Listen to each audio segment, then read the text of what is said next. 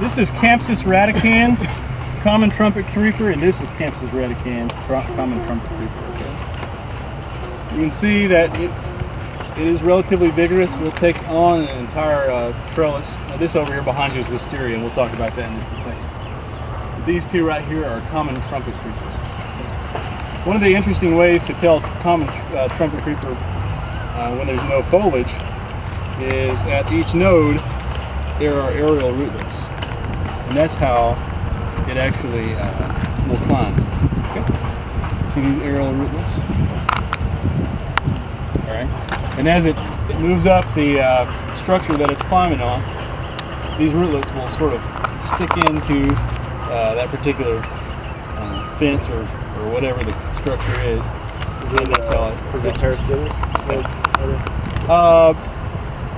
No, because typically, I say that, most of the time it can be parasitic like on large trees, but it's typically not because it's taking away water and nutrients. It's typically because it's choking the plant out.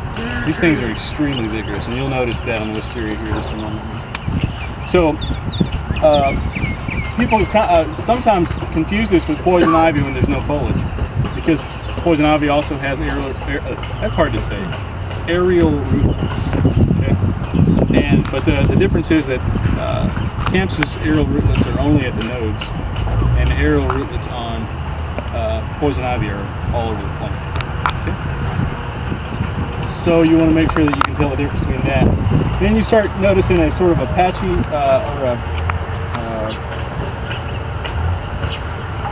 I suppose sort of a flaky, peely bark. Okay. You'll notice that even on some of a younger plant, it's kind of got a peely appearance to it. All right. And then obviously this is the foliage, and you're going to get somewhere between 9 to 11 leaflets typically. All right. It is odd pinnate. Always has this little piece out here on the end that makes it odd pinnate. The new foliage is extremely soft, pubescent. Okay. And then the older foliage becomes a little bit less so as it matures. Okay. Let me see if I can find my picture sheet here.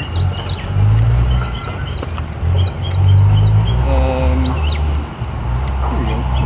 You can see the flowers, sort of, that's why they call it trumpetcreeper. The flowers are very much trumpet shaped. Okay. The corolla is similar to the bignonia, but then the petals actually flare out more than the bignonia does, so it becomes different in that regard. And they're more in panicles rather than, it seems that bignonia seems to be in more like cymes and rather than almost vertical panicles. Okay. Campsis tends to bloom a little bit more, not more profusely, but in clumps more than bignonia does. Okay. You'll notice here you've got Campsis that have sort of an orange, peach-like flower, Campsis that have a yellow flower. Those are the two typical colors that we see in Campsis. Okay, when we talk about trumpetcreeper. All right, so this is one leaf, right? Because there's a bud here. Okay, so you find the bud, and then you look for leaflets, and as they begin to form, they eventually become odd pinnate, somewhere between 9 and 11, maybe 13 leaflets. Let's see if there's anything else I'm missing. Really, Campsis radicans is basically a weed, especially up in East Texas. So I'm not used to planting it. There's the Chinese trumpetcreeper, I believe, is Campsis grandiflora, and that is the one that is typically sold in the trade up there. But this is the one that we're teaching today. So look for these really soft, large leaflets for the size of the actual leaf, and then all of the about halfway up the leaf, there becomes a serration, and it always faces forward on the leaf there. And the petiole almost looks sort of winged to some extent, but it is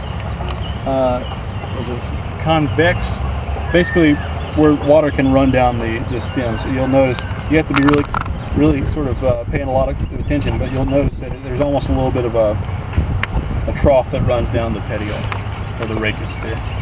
And what would be the benefits of the grandiflora? Oh, the grandiflora, it seems to be a little less rampant, so it's a little bit less vigorous. Flowers the same color and the foliage? Flowers, a lot of times the flowers are a little bit more showy. But, oh, and one other thing I wanted to show you, and there's over here, over on that large trellis that's on the back of the trowel beds, there are seed heads. Well, this is half of a seed pod for the Campsis radicans. Okay. So you put these things together and they'll split open and all the seeds will come out. And there'll be wing seeds in there and they fly everywhere, and that's one reason why it can be so vigorous. Okay. Everybody happy?